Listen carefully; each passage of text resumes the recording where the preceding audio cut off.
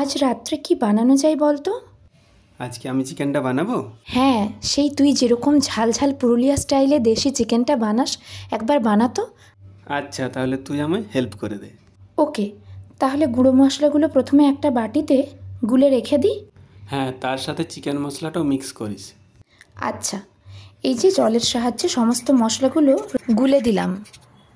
ঠিক আছে, কড়াইটা চাপিয়ে দে, ততক্ষণ আমি আলুগুলো ভেজে নিই। কী রে, আলু ভাজা হলো? আর কতক্ষণ?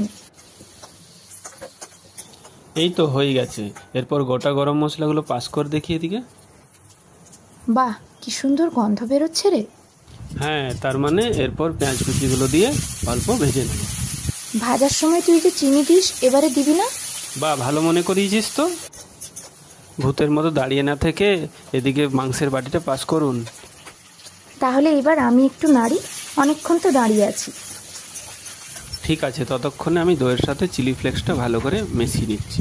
দেখিস, রায়তা ভেবে আবার 2 চামচ খেয়ে নিস না কিন্তু। 2 মিনিট ভেজে নেওয়ার পরে থেতো করে রাখা আদা, রসুন এবং কাঁচা লঙ্কার পেস্টটা অ্যাড করে দিচ্ছি।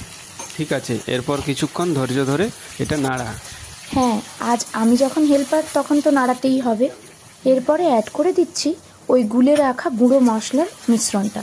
ওটা দিয়ে ভালোভাবে আবারও একটু কষিয়ে নিচ্ছি। বা দারুণ মাংসটা কষেছো তো, এবং খুব সুন্দর কালার এনেছো। নাও এবারে আলুটা দিয়ে দাও। আলু দিয়ে আবারও একটু ভালোভাবে কষিয়ে নেব। সর দেখি, এরপর দই এবং চিলি ফ্লেক্সের মিশ্রণটা মিশিয়ে দিই।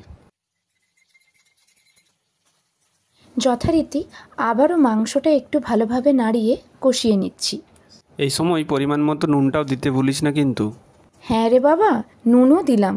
নুন দিয়ে ভালোভাবে কষিয়ে নিয়েছি। দেখ তো এবার জল দেবো কি না। হ্যাঁ, জল দেওয়ার আগে 2টো কাঁচা লঙ্কা ভেঙে তার মধ্যে দিয়ে দিস।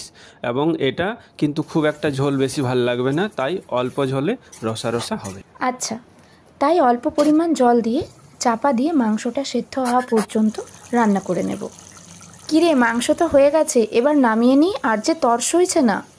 হ্যাঁ, এরপর সামান্য গরম মশলা গুঁড়ো ও ধনেপাতা কুচি ছড়িয়ে দিলেই রেডি আমার স্টাইলে চিকেন কষা।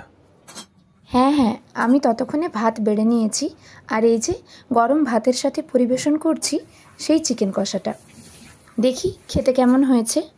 কিরে, কেমন হয়েছে বল? তুই না বললেও আমি রিভিউ দিতাম।